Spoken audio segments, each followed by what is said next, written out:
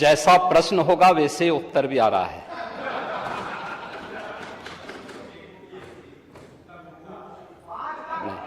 शांति सुनिए। प्रश्न ही उल्टा था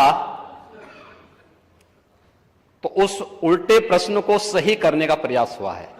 और अभी तो आपने आधा ही उत्तर सुना है। पूरा सुनेंगे तो संभवतः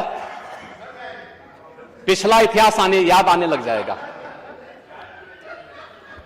महोदय, माननीय सदस्य ने बहुत महत्वपूर्ण मुद्दे की ओर ध्यान आकर्षित किया है और सरकार इसको लेकर के पहले से ही अवेयर थी। अंतर विभागीय समन्वय से संचारी रोग नियंत्रण के लिए आपने केवल डेंगू की बात की है। जब वेक्टर बॉर्न डिजीज की हम बात करते हैं तो केवल डेंगू उसमें नहीं आता है। वर्मा जी, आप तो चिकित्सा शिक्षा के मंत्री रहे हैं ना, तो केवल डेंगू नहीं आता उसमें, मलेरिया भी है, चिकुनगुनिया भी है, कालाजार भी है। इन सभी से संबंधित वेक्टर बॉर्न डिजीज हो या फिर वाटर बॉर्न जल जनित हो या फिर विषाणु जनित कोई भी बीमारी हो, इनके उपचार के लिए सरकार के स्तर पर एक समन्वित प्रयास किया गया है।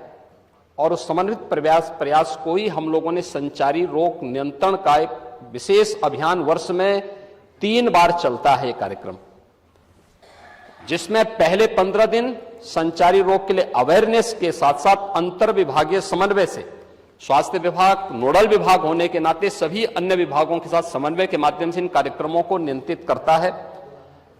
इसके बाद डोर टू डोर जाकर के दस्तक अभियान के माध्यम से कहीं भी कोई व्यक्ति जो बुखार से पीड़ित है, उस व्यक्ति को नजदीक के स्वास्थ्य केंद्र में उपचार की सुविधा दिलाने की व्यवस्था करना।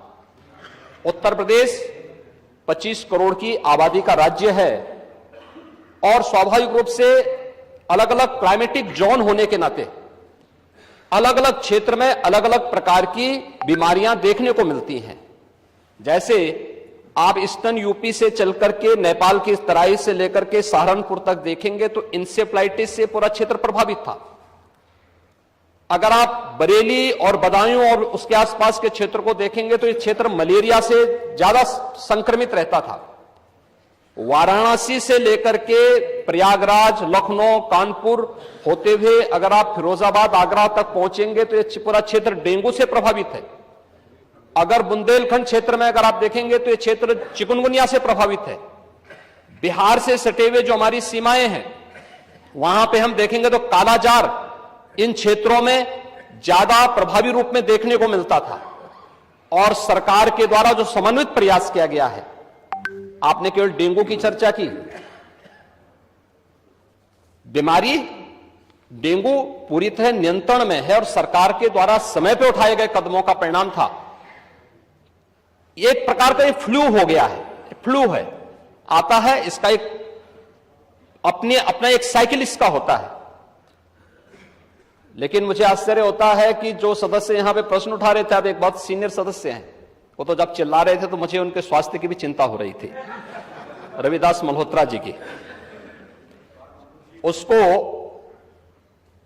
आपने जो बात कही है वह ब्लड ट्रिप नहीं था, उसको प्लेटलेट्स कहते हैं, ठीक है ना, प्लेटलेट्स कहते हैं।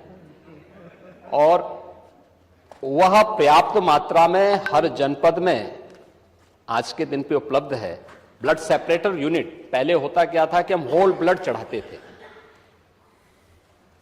हर एक पेशेंट पे होल ब्लड की आवश्यकता नहीं, खासतौर पर वायरल जनित जो ये बीमारियां होती हैं जिसमें डेंगू है या बहुत सारे ऐसे वायरस आते हैं जो प्लेटलेट्स काउंट को कम करती हैं। उन स्थितियों में प्लेटलेट्स की अतिरिक्त आपूर्ति के लिए उस व्यक्ति को उसको बाहर से चढ़ानी पड़ती है।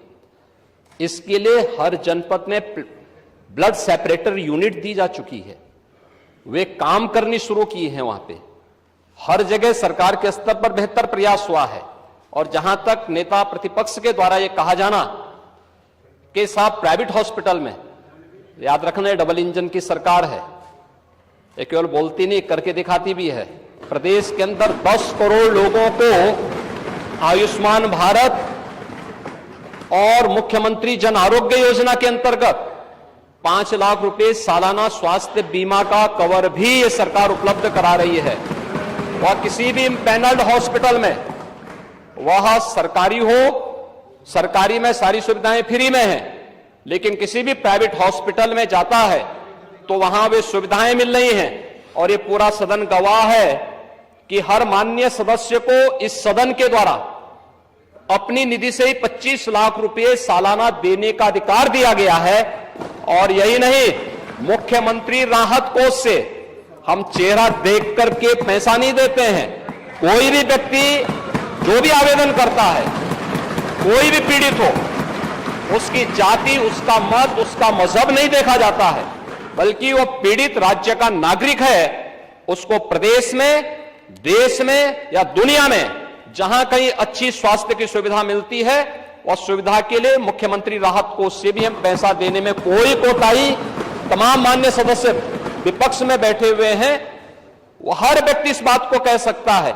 उनके प्रस्ताव आते हैं बिना किसी भेदभाव के, हमने उसके लिए भी धनराशि उपलब्ध कराई है।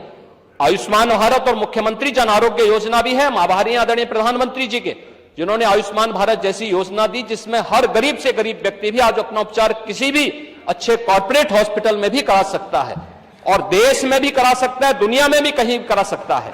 हर वर्ष की सुविधा उसको मिली है। मुख्यमंत्री जन आरोग्य योजना की सुविधा भी उसे दी गई है।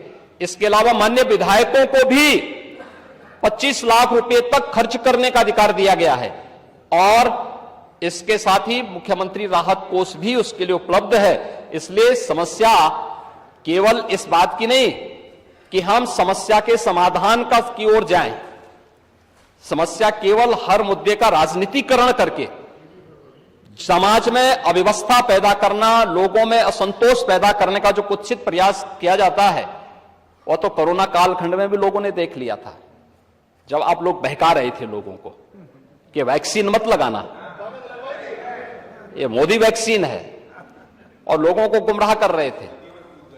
परिणाम क्या है?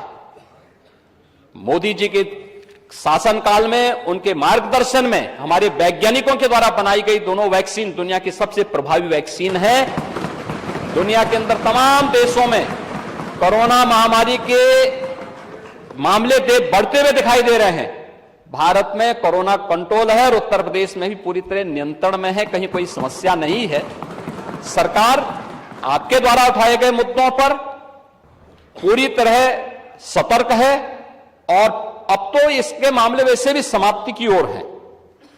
बरसात के समय जल जमाव वाले क्षेत्रों में, अन्य क्षेत्रों में इस प्रकार की बातें देखने को मिलती हैं। और ये केवल डेंगू के मामले नहीं होते, इंसेफ्लाइटिस के भी मामले होते हैं, मलेरिया भी होता है, कालाजार भी होता है, चिकनगुनिया भी होता है। तो आपकी जानकारी के लिए, हो सकता है कि काफी दिन हो गए मंत्री पद से हटे हुए, तो आप भूल गए होंगे, तो आपके संज्ञान में लाने के लिए हमने दिया था। इधर रहते तो हो सकता है कि कुछ लॉलीपॉप मिल भी जाता, लेकिन वहां रहकर के अब वो कभी नहीं मिलना है।